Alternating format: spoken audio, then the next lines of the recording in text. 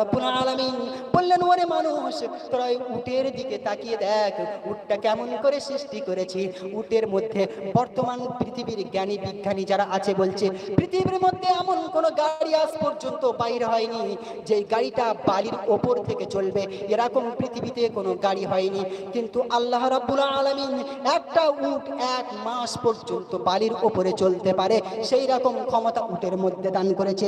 পৃথিবীর বর্তমান জ্ঞানী বিজ্ঞানীরা বলছে যে একটা মানুষ পানি না খাদ্য না খেয়ে 21 দিন বাঁচতে পারে, আর পানি না খেয়ে 17 দিন বাঁচতে পারে। কিন্তু আল্লাহ রাব্বুল আলামিন উট একটা সৃষ্টি, এমন একটি সৃষ্টি যে পৃথিবীর মধ্যে উট 1 মাস পর্যন্ত পানি তার মেশিনের মধ্যে করে রেখে দেয়।